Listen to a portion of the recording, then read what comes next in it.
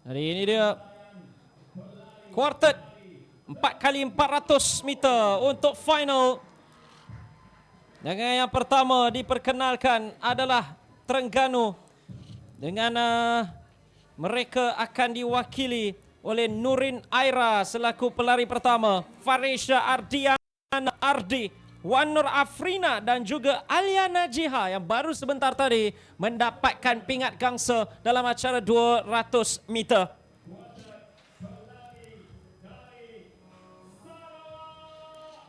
Dan seterusnya dari Sarawak, mereka akan berada di lorong yang keempat. Mereka diwakili oleh Catherine Indun. Dan kemudiannya Theodosia Raja, Nur Nazira Termizi dan juga Ormila Octavia. Ormila Octavia antara pemegang rekod juga dalam MSSM satu ketika dahulu.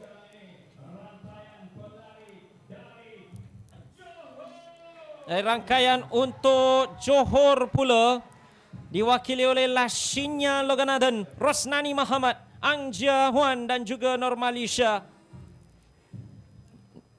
Nah, ini sudah pastinya antara pencabar juga selain daripada Terengganu, selain daripada Johor sendiri. Dan seterusnya ini juga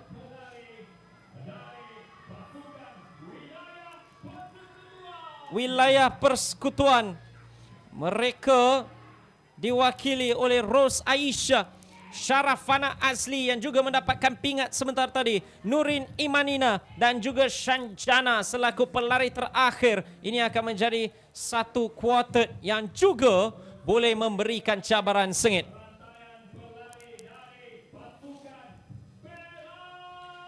Dan kemudiannya untuk Perak pula, mereka diwakili oleh Vanessa Ong, Chandramati, Komati dan juga Roshini selaku pelarian terakhir. Cukup penting untuk anda ada lead runner yang cukup baik. Pelari pertama ialah Vanessa Ong di sini.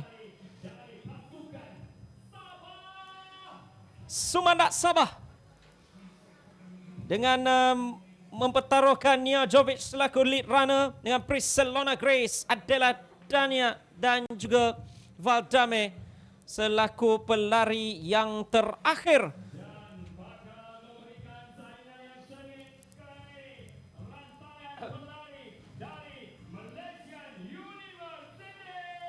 Malaysia University, last but not least, dengan Afika yang akan memulakan aksi terlebih dahulu bersama dengan Maisara.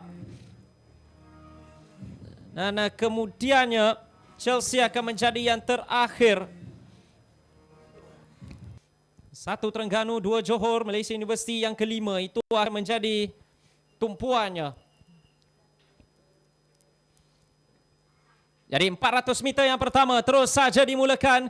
Dan terus saja perhatikan kepada lorong yang kelima, Malaysia University yang diwakili oleh Afika. Dan jika dilihatkan permulaan yang cukup luar biasa. Oh, perhatikan di lorong yang keenam itu wilayah juga Rose Aisyah cukup jauh meninggalkan mereka yang lain. Dengan kuartet Sarawak cuba untuk memberikan sedikit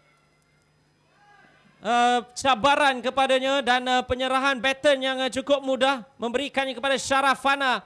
Tetapi perhatikan kepada kejaran meletakkan Malaysia University di kedudukan yang pertama. Kedudukan kedua masih lagi Terengganu dan 1 dan 2 itu Malaysia University dan juga Terengganu cukup jauh meninggalkan pesaing-pesaing yang lain yang berada di belakang. Yang paling hampir adalah Sabah yang berada di kedudukan pingat gangsa. Dan terus saja penyerahan baton yang lebih lancar sebenarnya yang dilakukan oleh Terengganu. Dan terus saja melepaskan Afrina, Warner Afrina, salah satu daripada satu-satunya pertukaran daripada 1-2 ini cukup menarik. Tetapi jangan dilupa kelompok yang berada di belakang juga.